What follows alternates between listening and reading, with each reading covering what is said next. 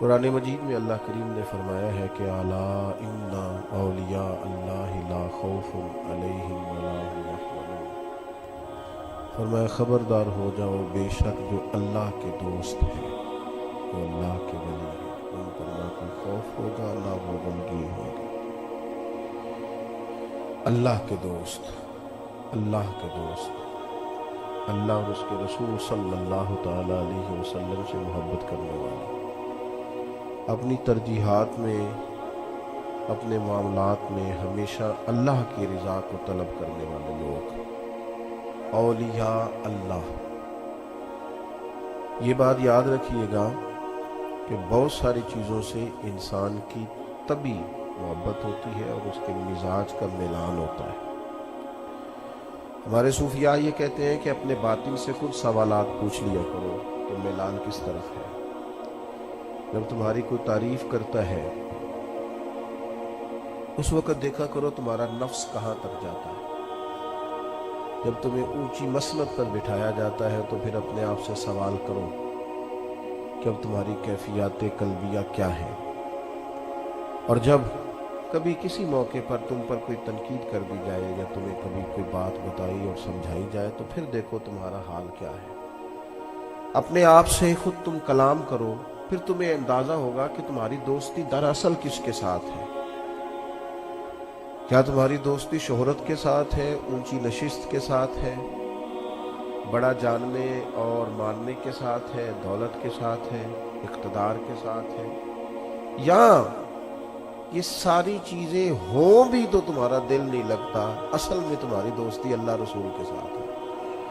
اس پر تم غور کر لو، توجہ کر لو۔ دوست اللہ کا بندہ ہو تو پھر اسے کوئی خوف اور کوئی غم، اللہ کی عطاؤں پر بھی وہ پھر اتنا ہی خوش ہوتا ہے، راضی ہوتا ہے، اور پھر اگر رب کریم کی طرف سے کوئی آزمائش آئے تو پھر بھی وہ پورا ہی راضی ہوتا ہے، کیونکہ دوستی اللہ کے ساتھ ہے۔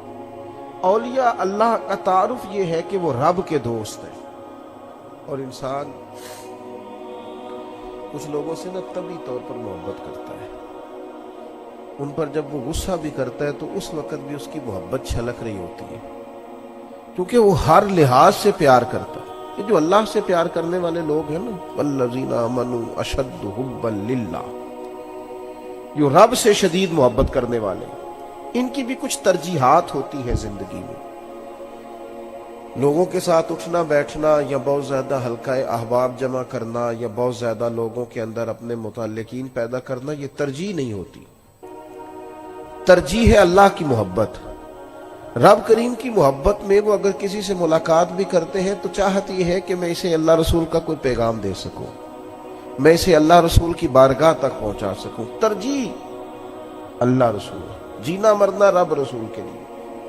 ان کے مزاج میں یہ چیز شامل ہوتی ہے تو پھر لازمی نتیجہ یہ نکلتا ہے کہ ان کے جو دنیاوی محبتیں ہوتی ہیں اور دنیاوی کسی جگہ اگر ان کی کوئی نفرت ہوتی ہے تو اس کی بنیاد بھی اللہ رسول ہوتے ہیں۔ ہمارے ہاں نا لوگ تیزی سے روحانیت سے دور ہوئے اور مادہ پرستی اس طرح عروج کر کے آئی کہ خالص دینی لبادوں کے اندر اور خالص مذہبی رنگ روپ کے اندر بھی باقاعدہ دنیا داری ہونے لگی۔ یعنی تھوڑی دیر پہلے جو آدمی سٹیج پر حضور کے عشق و محبت کی بات کر رہا تھا، وہ ٹھیک 20 منٹ کے بعد اسی سٹیج کے پیچھے اپنی فیس پہ لڑائی کر رہا ہے۔ تو خالص دینی لباس کے اندر بھی وہ ترجیح نہیں رہی۔ ہمارے بزرگوں کی ترجیح اللہ رسول کا دین، کتاب و سنت، محبتیں بھی اسی لیے۔ اور اگر کسی جگہ ان کو، اور یہ بھی یاد رکھیے گا، دین میں جس طرح محبت کرنا دین ہے، توجہ ہے آپ کی میری بات پر، اسی طرح عداوت رکھنا بھی دین ہے۔ پورا باب ہے کتب احادیث میں کہ کسی سے محبت کرو تو اللہ کی رضا کے لیے، اور کسی سے بغض رکھو تو پھر بھی اللہ کی رضا کے لیے، اللہ کی رضا کے لیے۔ ان لوگوں نے پھر چونکہ ترجیح اللہ رسول تھے تو ذرا دین میں وسعت آئی تو یہ لوگ خوش ہوئے، کچھ لوگ دین کے قریب ہوئے تو اللہ والے خوش ہوئے۔ اگر کسی شخص نے دین سے کچھ بغاوت کی تو اس پر ناراض ہوئے۔ ترجیح رب رسول ہے، چونکہ دوستی اللہ رسول کے ساتھ۔ اس لیے ان بزرگوں نے پھر ہمیشہ وہی کام کیے جو انہیں اللہ اور اس کے پیارے رسول کی بارگاہ کے قریب لے کے جاتے. میں نے چند ایک گزارشات آپ سے عرض کرنی ہے. سب سے پہلی بات یہ ہے کہ رب رسول کے قریب جانے کے لیے علم کی ضرورت ہے. آپ کو ان رستوں کا پتہ ہونا چاہیے جو رستے اللہ رسول کی جانب جاتے ہیں. اگر کسی شخص کو معرفت علم نصیب نہیں ہے نا، اسے پتہ نہیں ہے، جو جانتا نہیں ہے، وہ وہاں تک جائے گا کیسے؟ بہت سارے کام ایسے ہیں جن کو لوگ خیر کا کام سمجھ رہے ہوتے ہیں اپنی طرف سے، لیکن چونکہ دین کا علم پوری طرح نہیں رکھتے تو اس خیر کے کام میں بھی بعض اوقات کوتاہی کر لیتے ہیں. اگر دین کا علم پہلے حاصل کیا جائے تو شریعت اسلامیہ نے جہاں حکم دیا ہے نا آپ کو محبت کرنے کا، وہاں یہ بھی پتہ چلے گا کہ نبی پاک علیہ السلام نے فرمایا تمہارا ڈنڈا بھی گھر میں لٹکنا چاہیے. تم بالکل، تمہارا مزاج یہ نہیں ہو جانا چاہیے کہ درویشی شاید اس چیز کا نام ہے کہ میں نے ہر وقت معاف ہی کرنا ہے. جس طرح محبت دین ہے، غیرت بھی دین ہے.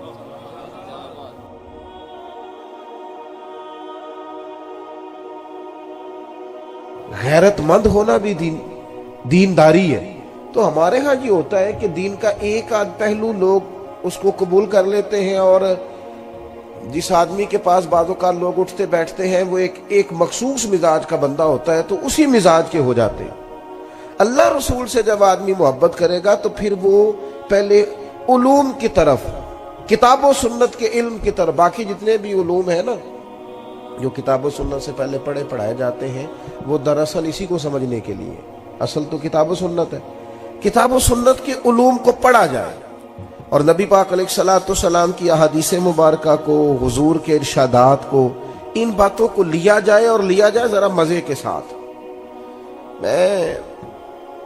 میرا ایک شکوہ ہے، میں صبح سے لے کر ابھی بھی 5ویں تقریر کر رہا ہوں. ہمارے ہاں لوگ سمجھتے ہیں کہ تقریر ہونی ہے ہر سال معراج کی، یہ ہوتی ہے. یہ میلاد شریف کی تقریر ہے، اس نے ہونا ہی ہے. یہ سیدنا صدیق اکبر پر بات ہے، یہ ہونی ہے. جمعے والے دن مولانا نے کچھ نہ کچھ کہنا ہی ہے. وہ اس کی جو خاص لذت ہے نا، آپ ذرا میری بات پر توجہ فرمائیں، اس کی جو خاص لذت ہے نا، وہ جو کیف ہے، یعنی امام بخاری حدیث لکھنے لگے ہیں اور یہ نبی پاک نے کہیں نہیں فرمایا کہ تم میری بات لکھنا یا میری بات کو آگے بیان کرنا تو پہلے غسل کرنا، پھر تم خوشبو لگانا، پھر تم احترام سے بیٹھنا، پھر اس کے بعد اس کو لکھنا. حضور نے نہیں فرمایا. لیکن جب آپ کسی چیز کو پوری طرح اس کو اہمیت دیتے ہیں نا، میں بڑا چھوٹا آدمی ہوں لیکن کئی دفعہ بڑی دور سے کچھ لوگ ملنے آتے ہیں جنہوں نے کیمرے کے پیچھے مجھے دیکھا ہوتا ہے، رکھ دیں گے، کیمرے کے پیچھے دیکھا ہوتا ہے تو وہ اس محبت سے بعضوں کا دیکھتے ہیں کہ رونے لگ جاتے ہیں، کیونکہ اس نے 6-7 گھنٹے کا سفر کیا، وہ پتہ نہیں کتنا بڑا آدمی سمجھ کے آیا. وہ جب اس کے پیچھے ایک پورا منظر ہوتا ہے تو بندہ ملاقات کرتا ہے تو کئی دفعہ قابو نہیں رکھ پاتا. میری بات کو سمجھیں. امام صاحب نے، امام بخاری نے جب بھی کوئی حدیث لکھی ہے نا، یہ جوانوں دیکھو میں کیا کہہ رہا ہوں، جب بھی، اور یہ 1-2 حدیث نہیں، یہ ہزاروں میں، جب بھی کوئی حدیث لکھی ہے پہلے انہوں نے اٹھ کے غسل کیا ہے، پھر انہوں نے خوشبو لگائی ہے، پھر انہوں نے بیٹھ کے رسول اللہ کی اس حدیث کو لکھا ہے. کوئی نہیں، آپ نہیں سمجھ رہے میں کیا کہہ رہا ہوں، اللہ کرے آپ میری بات کو سمجھے. یعنی میں نے کہا چلو شادی پہ چلیں تو اس نے کہا میرے کپڑے ہی نہیں بھی آتے جانا لے، اور چل نا یار یہ قریب ہی تو جانا ہے. اس نے کہا نہیں میں نہیں ایسے جاتا، میں تو پہلے غسل کروں گا، دھلا ہوا لباس پہنوں گا، بلکہ بتی گئی ہے، کپڑے صاف ہیں، صرف لائٹ آف ہے. وہ کہتا جب تک استری نہیں نہ ہوتے میں نہیں جاتا. چونکہ وہ جی کیوں جی، کہتا بندہ اچھا نہیں لگتا. بندہ اچھا تو چلو جی، اگر کپڑے بدل کے استری کر کے چلے جائیں تو پھر سارے ولی مان لیتے ہیں، پھر اچھا ہو جاتا ہے بندہ. آپ میری بات کو سمجھیں. ایک اہمیت ہے کہ نکاح ہے، شادی ہے، عید ہے، جمعہ ہے، اس میں یوں نہیں جایا جائے گا. اور ایک خیال یہ ہے کہ میں نے مدینے والے کی بارگاہ میں پیش ہونا ہے. اس ذوق سے ہمارے بزرگوں نے حضور کی بات کو لیا کہ انہوں نے پہلے غسل کیے. امام مالک سے کوئی مسئلہ پوچھنے آتا، پوچھتے اس سے پوچھو فقہ کی بات پوچھنی ہے، حضور ہاں تو بتا دی. हुजूर इसने हदीस पाक पूछ ली। तो छोटी सी महफिल के लिए मिंबर नहीं लगाया जाता। दो बंदे सामने बैठे हों तो मौलवी साहब से कहीं भी ना कोई बात सुनाओ तो वो सादी सी करके गुजर जाते हैं। इमाम साहब कहते हदीस यानी मेरे नबी की बातें, यानी रसूल पाक की गुफ्तगू, आ ना मेरे दिल आमिना के लाल की बातें करें। हुजूर की बात करनी है, नबी पाक की हदीस पाक। इमाम साहब मिंबर बिछवाते, इमामा बांधते, खुशबू लगाते, वो आदमी सामने बैठता, फिर इमाम मालिक रसूल पाक की हदीस बयान करते। जब आप इस ज़ौक़ से अल्लाह रसूल की बात लेंगे ना, इस तरह, यानी बंदे का प्याला सीधा ही ना हो और वो खैरात मांगने आ जाए, उसका चेहरा इस तरफ और वो कहे जनाब अगर मेहरबानी हो तो दे दे, नहीं तो मैं जा रहा हूं, तो देता है कोई? उसके ना वो कैफियत देखकर, उसका ज़ौक़ देखकर, उसका दर्द देखकर, उसका ज़ौक़ देख, हुजूर की हदीस से, कुरान की आयत से जब तक ये वाला ज़ौक़ नहीं होता, यानी हमें सही हदीस में मिलता है कि एक शख्स मदीना तैयबा में रहते थे, पर उन्हें पता चला था कि एक बंदे के पास हदीस है पर बंदा दमिश्क में है, तो वो एक हुजूर की हदीस लेने के लिए मदीने से दमिश्क आए और पूछा कैसे आए हो? तो कहने लगे मुझे पता चला है आपके पास हुजूर की एक हदीस है, मुझे वो मेरे नबी की बात तो सुना दे। वो जरा हुजूर का फरमान तो, हमारे बुजुर्गों का ये जो शग, आपका क्या ख्याल है कि जो बाबा तस्बीह 24 घंटे फेरे सिर्फ वही वली है? वो भी बड़ी बात है, लेकिन ये जो आपको किताबों में हर वक्त बैठे नजर आते हैं ना, ये जो हर वक्त आपको लाइब्रेरियों के अंदर मौजूद दिखाई देते हैं, ये जो हर वक्त शुरूहात खोले हुए दिखाई देते हैं, ये शुरूहात नहीं खोले हुए, ये मदीने वाले की मोहब्बत के नगमे तराश रहे हैं और प्यार इनका हो रहा है हुजूर के साथ। जब तक हम इस ज़ौक़ से दीन, हमारे बुजुर्गों का ना ये एक खासा रहा। आला हज़रत बरेलवी रहमतुल्लाह अलैह से कहा गया कि आप कुरान मजीद का तर्जुमा करें, उर्दू में उस तर्जमे को आप करें ताकि लोग इस्तेफादा कर सके। तो फाज़िल बरेलवी ने क्या कहा, ठीक है, बड़े आलिम थे ना, 100 के करीब उलूम जानते थे और दस्तरस रखते थे चीजों पर। उन्होंने ये नहीं कहा कि ये तो मेरी मतलब मुट्ठी का काम है, माज़अल्लाह हो जाएगा। उन्होंने कहा ये बड़ा मुश्किल काम है भाई, कुरान पाक का। फरमाने लगे लिखने वाला भी बावुज़ू होना चाहिए, जो लिखा रहा है, जो बैठा है, जो इमदाद कर रहा है, जो कागज ला रहा है, जो छुपाई होगी, जो लेके जाएगा, जो लाएगा, हर आदमी तहारत वाला होना चाहिए। फरमाया ये जब छपने जाएगा तो उस वक्त भी सारे आदाब का ख्याल रखा जाए, आम किताब नहीं, अल्लाह का कलाम है। ये ज़ौक़, अजान शुरू हुई, अजान सुनी। एक तो ये कि इन लोगों ने ना बड़े ज़ौक़ से उसको ना बड़े प्रेम से लिया, बड़े प्यार से लिया। हम ना जब तक किताब व सुन्नत को उस ज़ौक़ से पढ़ते नहीं, सुनते नहीं और वो ख़ास शौक़ नहीं पैदा करते, वो चीज़ ना तबीयत में बैठेगी नहीं। दूसरी फिर बात ये थी, किसी बंदे को कन्फर्म हो जाता है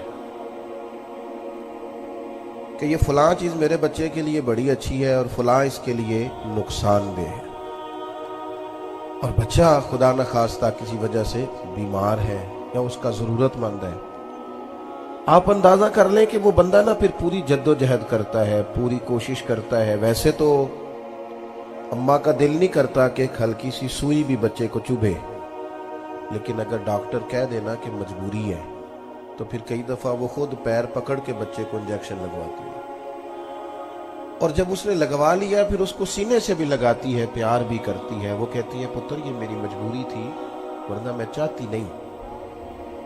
जब किसी चीज को वो अपने बच्चे के लिए बड़ा बेहतर जानते हैं ना, आपने देखा नहीं, सारी जिंदगी बाप परदेश में गुजारा है, सारी जिंदगी तकलीफ में गुजारी है, किस लिए? कि मेरे बच्चे पढ़ जाएं, काबिल हो जाएं, आगे चले जाएं।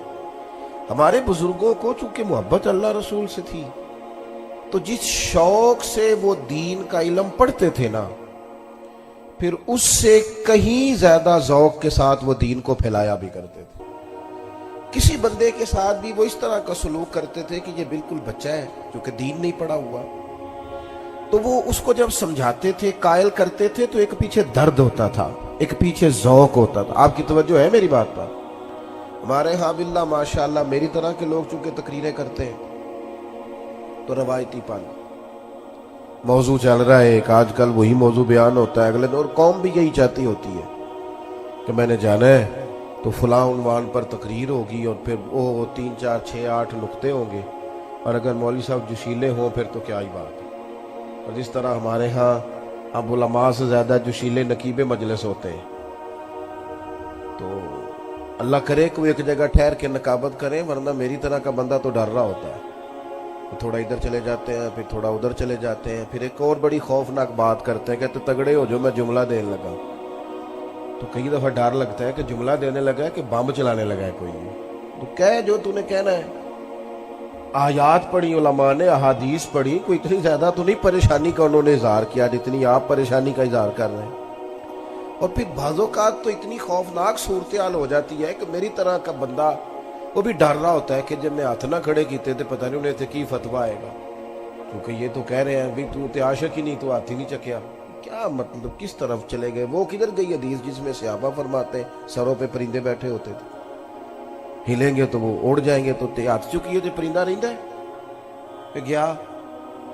चले जो उठाए अच्छी बात है, उससे इनकार नहीं, जरूर उठाए, खैर की बात, लेकिन जो नहीं उठा रहा उस पर जबर किस बात का, उस पर फतवा किस बात का, आजमाइश किस बात की। इसलिए नकीब महफिल से बिलखुसूस मैं अर्ज करना चाहूंगा कि कुछ चीजें ऐसी हैं जिनका इतदाल में होना बड़ा जरूरी है, बड़ा जरूरी है, उनको इतदाल में रखा जाए।